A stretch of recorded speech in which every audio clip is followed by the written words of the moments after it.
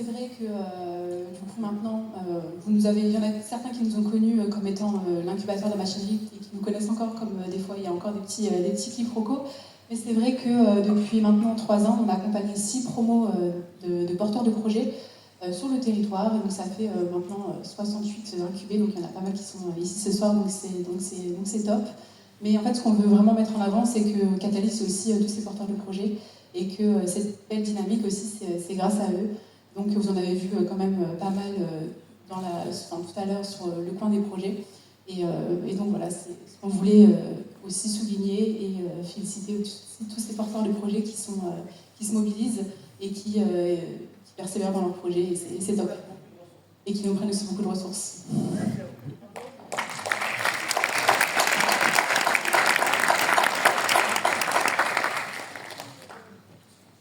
Les Catalyst sessions comme ce soir ne sont pas possibles. Il faut que je vous dise que pour le filage, on a répété cet après-midi, je me suis fait engueuler, ils étaient en train de dormir quand j'ai fait cette présentation.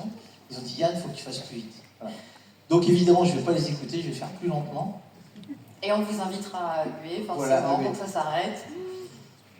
Entre ceux qui nous connaissent depuis le début et aujourd'hui, qu'est-ce qui change? C'est que d'abord sur la question de la prospective, alors c'est un peu compliqué, mais Marion va tout vous expliquer. On était plutôt en attente de projets qui arrivaient. On accompagne des initiatives qui nous sont présentées. Là, Marion et le membre du COMEX ont dit bah non, il faut qu'on fasse autre chose. Donc elle va vous expliquer un peu ce que c'est que cette prospective, pas tout de suite. Et puis après, on en a parlé, Sébastien l'a présenté un peu tout à l'heure, mais il est passé un peu vite, tout simplement parce que le PowerPoint était tout pourri. Mais on est de plus en plus investi sur l'ingénierie de projet et on va vous expliquer pourquoi. C'est très bien. Tu vois quand tu veux bien mieux. Alors du coup, Marion, pourquoi tu as eu cette idée et c'est quoi la prospective? Alors je dirais que la prospective, c'est un petit peu mon violon d'Ingres. C'est un mantra qui revient tout le temps. Certains dans la salle qui me connaissent savent que j'ai toujours à cœur de regarder demain et de poser les questions de ce qui se passe aujourd'hui et de ce qu'on a oublié de construire pour que demain soit plus cohérent, plus utile, plus fort dans la société entre nous. On a parlé des cailloux tout à l'heure. Donc l'idée, c'est qu'aujourd'hui, sur effectivement ce que Yann tu dis, on a accueilli des projets d'utilité sociale. On a au début travaillé par grade de projet, c'est-à-dire qu'on a eu des gens qui travaillaient sur les danses. Donc je prends cet exemple-là parce qu'il nous a concerné, Juliette et l'UDAF, et on a agrégé autour d'une problématique. Et l'idée, c'est de se dire, demain, on a des grands enjeux sur notre territoire. Alors, on peut prendre très facilement le vieillissement de la population. On peut prendre le logement, les problématiques de logement, de relogement. On peut prendre des problématiques d'éducation ou de soutien à l'éducation. On peut aussi redévelopper toutes nos réflexions sur les danses. On peut prendre l'économie circulaire, qui est un enjeu, l'économie du recyclage, qui est aussi un enjeu. Donc c'est comment nous, on va se positionner sur quelques grands sujets de société qui vont faire aussi le vivre ensemble de demain, donc nos communs de demain, et comment à partir de là, on peut proposer des projets ou proposer à des porteurs de projets qui ont, tout à l'heure ça a été dit, la compétence, la technicité, le désir, l'envie de travailler autour de ça, la coopération, pour pouvoir, à l'inverse, au lieu d'avoir des projets qui viennent nous solliciter, que là, on vienne aussi appuyer les besoins du territoire. Voilà. Merci. Effectivement, on passe d'une... Ça va être un moment fort pour nous. Alors, sur la logique de l'ingénierie, je vous ai dit tout à l'heure, jusqu'à maintenant, on accompagnait les porteurs de projets. Là, on est dans une dynamique où parfois, ça ne suffit pas d'accompagner les porteurs de projets parce que les projets sont compliqués, lourds, ça nécessite beaucoup de choses particulières et ça peut avoir de l'intérêt que ce soit Catalyst qui les porte. Donc, on va faire témoigner 5 personnes, 5 exemples de projets qui sont plutôt portés par Catalyst. Le premier, Christophe, peut-être sur Recyclette. C'est bien de te lever. Me lever, pépère, ouais. Bonjour. Donc Recyclette 80, C'est un dispositif territorial innovant qui récupère du matériel, le collecte, le rénove et le remet à disposition. Ce matériel, c'est des aides techniques médicales qui servent aux personnes âgées et ou ayant des soucis d'autonomie pour les aider à vivre chez eux quotidiennement et qui amènent par là même les moyens à ces personnes de se doter de ce matériel. Donc ça, ça a été construit avec Catalyse, et ça n'aurait pas pu se faire sans Catalyse, parce que il a fallu fédérer les acteurs et toucher la plupart des partenaires possibles autour de ce projet, et les identifier, les fédérer et les amener à nous accompagner dans ce projet. Donc sans Catalyse, tout cela n'aurait pas pu être possible. Merci. Je suis Mathieu ce soir. Donc Mathieu du conseil départemental de la Somme n'a pas pu être présent ce soir, donc je vais le remplacer pour faire de mon mieux. Kilomètre Zéro, c'est un projet qui est initié par le conseil départemental de la Somme, et ils ont fait appel à Catalyse parce que nous avons des méthodes d'intelligence collective qui leur permettent en fait de pouvoir monter le projet d'une autre manière. Alors c'est quoi Kilomètre Zéro ? Le conseil départemental de la Somme a des véhicules, possède des véhicules, et puis ces véhicules, une fois qu'ils sont utilisés, sont réformés. Et jusqu'à aujourd'hui, ces véhicules étaient vendus aux enchères sur des sites spécialisés, et puis ils se sont dit, mais ce serait peut-être bien d'en faire autre chose. Et donc l'idée, c'est de pouvoir... Enfin, l'idée du projet tourne autour de 3 piliers. Le premier, c'est de collecter les véhicules, pour l'instant du conseil départemental, mais peut-être par la suite d'autres structures, publiques ou privées, de les remettre en état d'usage, pilier 2. Et pilier 3, c'est de les distribuer aux personnes qui en ont besoin, notamment les personnes qui sont à la recherche d'un emploi ou qui sont dans l'emploi. Voilà.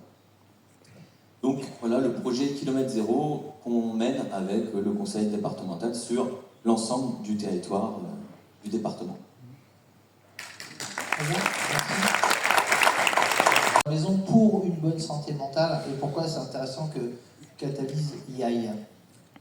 Alors, je suis vraiment heureuse de pouvoir parler de la maison pour une bonne santé mentale. C'est un endroit qui va bientôt, prochainement, le plus vite possible, j'espère, voir le jour sur Amiens. Et l'idée de créer une maison de la bonne santé mentale, elle part de plusieurs constats que vous connaissez sans doute. La santé mentale des Français se dégrade, chez les jeunes, chez les moins jeunes, chez les personnes âgées également. Et en même temps, il y a aussi un besoin qui remonte, une difficulté en tout cas, d'accès aux soins, d'accès aux professionnels, d'accès à des structures adaptées. Alors, le constat, il n'est pas très positif, mais de ça, et c'est un constat un besoin qui est repéré sur notre territoire aussi, de là est née l'idée de proposer un lieu tiers, un lieu intergénérationnel, un lieu physique dont on aurait envie de pousser la porte pour pouvoir prendre un café, pour pouvoir retrouver du monde, pour pouvoir participer à un atelier, à une activité. Et aussi, on pourrait trouver des ressources en termes de lien social, en termes de bien-être, en termes de soins.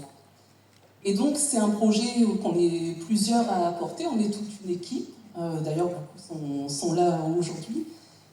Et c'est aussi un projet qui amène beaucoup de professionnels, mais aussi de citoyens à coopérer. Et c'est là qu'intervient l'ingénierie de projet de Catalyse, c'est-à-dire comment faire travailler tout le monde ensemble. Et donc ça nous donne un cadre structurant pour poser les fondations de notre projet, pour faciliter, pour fluidifier les échanges, et aussi un cadre neutre finalement pour permettre de dépasser des logiques de compétition ou de pouvoir entre les acteurs qui sont concernés. Donc c'est vraiment précieux pour donner aussi du rythme, mais pour donner vraiment cette impulsion et ce cadre effectivement facilitateur. Je vais enchaîner sur la boucle, qui est un projet de revalorisation de la filière textile au niveau local.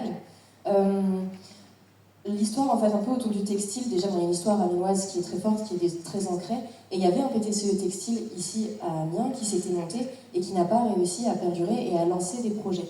Donc on sait que c'est un sujet, il y a des enjeux énormes autour du textile, notamment autour de la valorisation des déchets, et c'est vraiment une situation qui devient de plus en plus préoccupante. Et donc le projet de la boucle, c'est de réussir à faire travailler ensemble des acteurs du textile pour pouvoir avoir une circularité et quelque chose de vertueux autour de cette filière. Et pourquoi Catalyse est intéressant pour porter ce projet? Parce que, comme on l'a vu, l'expérimentation PTC Textile n'avait pas fonctionné. Et il y a beaucoup d'acteurs dans le textile. C'est compliqué parce que c'est la crise. Ils n'ont pas forcément le temps de passer du temps sur le projet, de se coordonner, de coopérer ensemble. Et puis il y a aussi des logiques évidemment de concurrence ou bien de jeu d'acteurs entre les personnes. Donc si c'est ces acteurs-là qui portent les projets, c'est compliqué.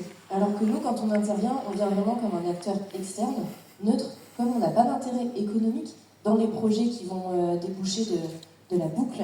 On est plus au centre en fait du jeu et c'est plus facile pour nous de faire coopérer les gens ensemble puisqu'on n'a pas de parti pris au niveau de ça, à part notre seul parti pris c'est de faire ce qu'il y a de mieux pour le territoire. Donc ça nous permet de faire travailler des acteurs très différents ensemble. Et j'en profite pour vous faire une petite annonce parce qu'on fait un événement autour du textile à Amiens. Ça y est, c'est officiel, le 27 et 28 mars prochain au Quai de l'Innovation. Mais normalement, il avait 30 secondes ou une minute d'intervention, il nous a fait un tunnel. Je vais faire un petit peu plus, ouais. Aujourd'hui, on se rend compte qu'il y a plein de projets. L'une des difficultés des projets de Catalyse, mais ceux d'ailleurs, c'est le financement.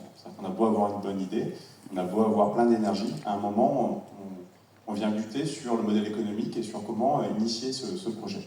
On s'est rendu compte à Catalyse que cet accompagnement, au bout d'un moment, on laissait les porteurs de projets face à cette réalité économique et on s'est dit que c'était peut-être aussi notre boulot que de les aider. Et pour ça, on s'est dit qu'on allait monter un fonds, on a appelé Catalyse le fonds coopératif, avec un cadre, et que ce fonds, en fait, c'est un peu comme une boîte magique, une boîte noire, dans laquelle on récupérerait plein d'argent pour permettre en fait aux porteurs de projets de faire ce qu'ils font mieux, à savoir construire leur projet. C'est les aider sur l'ingénierie de financement, que ce soit des prêts, du mécénat, du crowdfunding. Voilà, on va rien s'interdire dans ce fonds coopératif pour aller chercher de l'argent, afin de les décharger au maximum de cette problématique de financement, d'initiation du projet, et de leur permettre de s'appuyer sur Catalyse aussi sur cette partie-là. Mais on s'est dit que l'argent c'est important, mais c'est pas tout. On a besoin aussi de donner du sens en fait à ce financement. Et la particularité de Catalyse, c'est qu'on veut l'ancrer territorialement, ce fonds coopératif. Donc l'ancrer territorialement, c'est impliquer tout le monde. C'est impliquer les citoyens, les collectivités, les entreprises, les financeurs, les banques, dans ce fonds coopératif. C'est développer quelque chose qui nous tient à cœur, c'est la responsabilité territoriale des entreprises, mais la responsabilité territoriale de tout le monde, en fait, au-delà des entreprises. Et c'est de faire en sorte qu'on ne peut pas tous gagner, et en particulier une entreprise, sur un territoire qui perd.